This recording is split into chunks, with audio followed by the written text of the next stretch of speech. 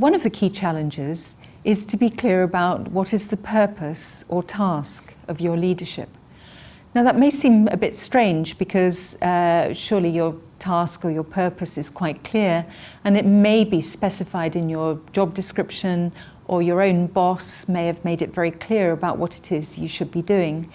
But still, I think a major challenge, and you see it particularly in experienced leaders, is to take some time to really think about, have I framed that in exactly the right way? Have I broken down the tasks appropriately? Have I missed something important about purpose? So really thinking about that and reflecting on it carefully and continuously and critically can be really important. The second thing, I think, in terms of leadership challenge is trying to make sure that you match your leadership style, or perhaps more broadly, your leadership approach to the context that you're in and the kind of people that you're working with and the kind of outcomes that you're trying to achieve. I work quite a lot with the police, for example, and you see particularly senior police really reflecting on, is this a situation in which I need to use command and control because it's a public order situation, or it's an emergency, or people's lives are in danger? Or is it a situation where we're trying to tackle a new problem of people's safety in society, and I really need to draw in all of my team and get them really problem solving? So thinking of a very different leadership style in that situation. So really, I guess the second challenge is thinking about what's the best way to approach this, and what kind of style or what kind of approach. Is it something where we really aren't quite clear what the situation is? We need all the good brains that we can on this situation, or skills or expertise.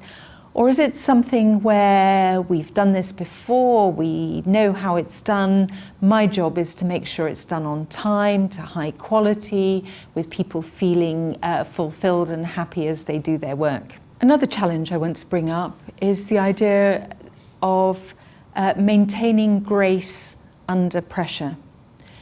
It's a lovely phrase, and it communicates the idea that even when things are going pear-shaped, even when you're feeling quite stressed, even when you're under attack, perhaps from colleagues or from a boss or from the media, whatever it is, part of your job as a leader is to stay calm and to operate with good grace. Now, that doesn't mean to say you act like an automaton. You may have quite strong feelings about the situation, but leaders I've talked to would say sometimes they have to bite their lip and just keep maintaining good humour, being respectful, being polite, communicating what it is they want to say, and coming across as a leader who can cope in difficult situations. We all know that when a leader has lost their temper, or they get an edge in their voice, or they snap at somebody, then that leader has lost it to some extent.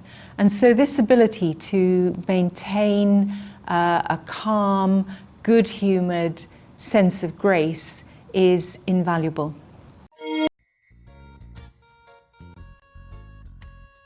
Hello class, can I explain any leadership concepts? Professor Siegfried, can you explain who a follower is in a leadership context? Well, Fiona, a follower in a leadership context is a person being influenced by the leader. Followers can be an employee or a manager. They are independently minded and do not just blindly follow the leader. Followers can influence leaders and vice versa. Lastly, followers need the same qualities as leaders. Thanks, Professor, for explaining the meaning of a follower in leadership.